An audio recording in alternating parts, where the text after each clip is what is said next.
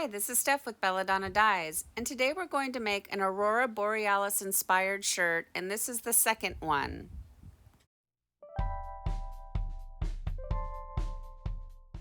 I start by turning the shirt diagonally in front of me, and then I'm just going to randomly make wavy lines, scrunch pleating along. There's no rhyme or reason to this, and then I'm going to secure them with rubber bands.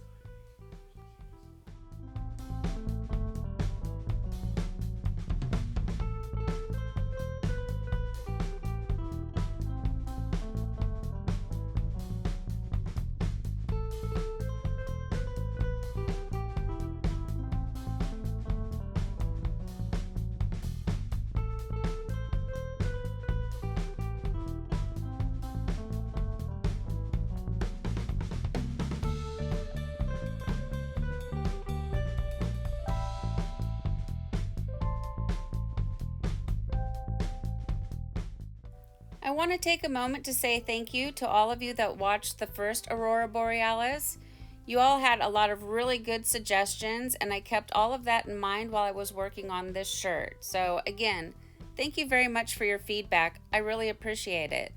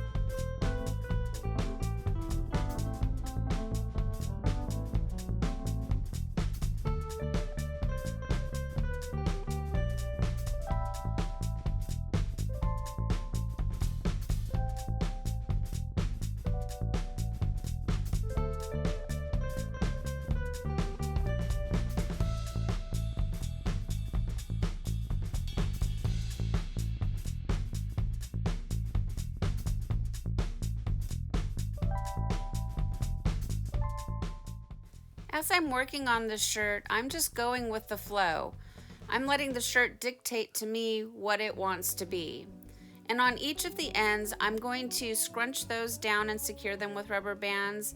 That's going to simulate the earth, the dark earth, and then the dark outer space.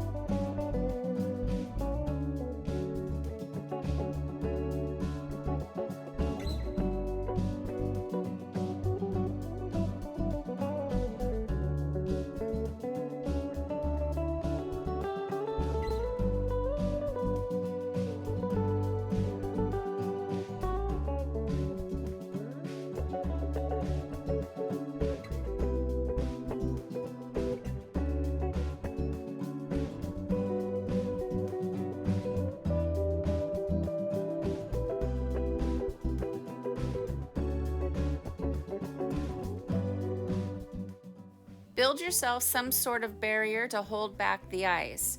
I use these silicone cake molds, and I have a link for them down below in the description box.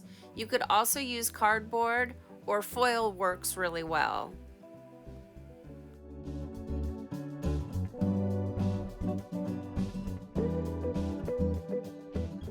Yay, the fun part, we get to add the dye. And I'm using many different colors of green because my screensaver on my television is set for Aurora Borealis. and no two pictures are alike. So I decided with this one, I'm going to use a lot more colors.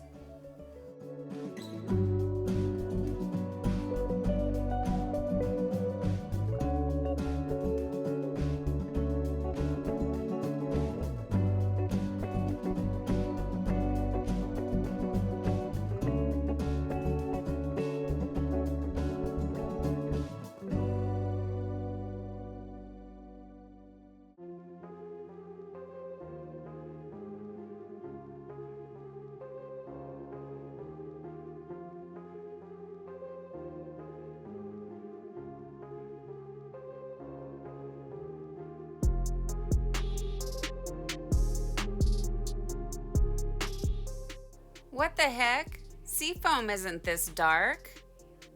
Okay, so you guys need to be careful and not make this mistake. Make sure you put the correct lid back on the right jar. So no big deal, since this is blues and green, I'm just gonna shove the Cayman Island green off to the side and then add my seafoam right where I want it.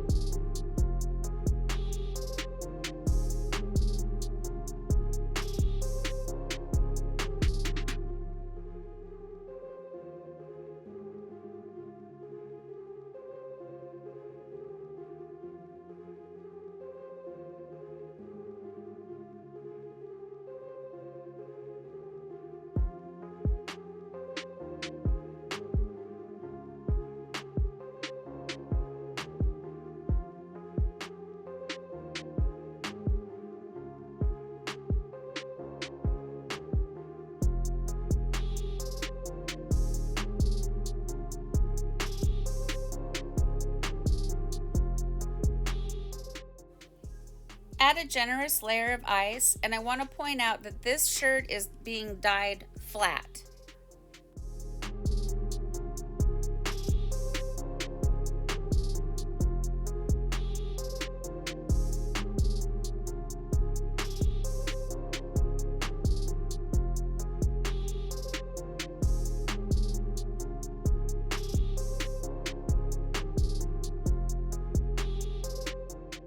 It's been several hours and I'm checking the back to see if I need to add more dye. I've got great saturation all the way through, so now I'm going to let it batch for 24 hours. It's been 24 hours since the ice is melted, and now it's time for the rinse out.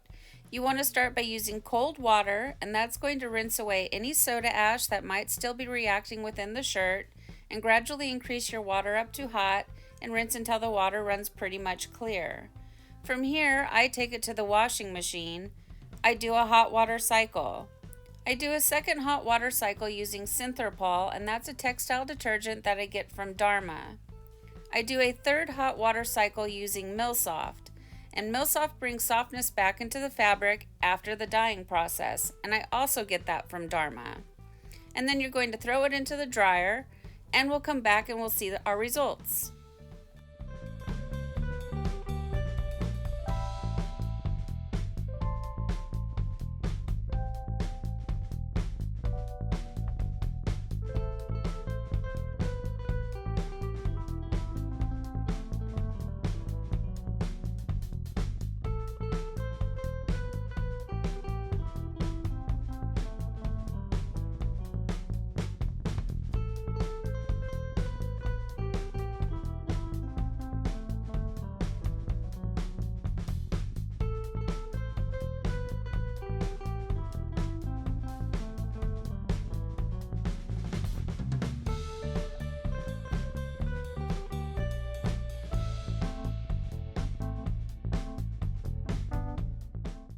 I thought I would start with a quick peek of shirt number 1 so we can compare the two.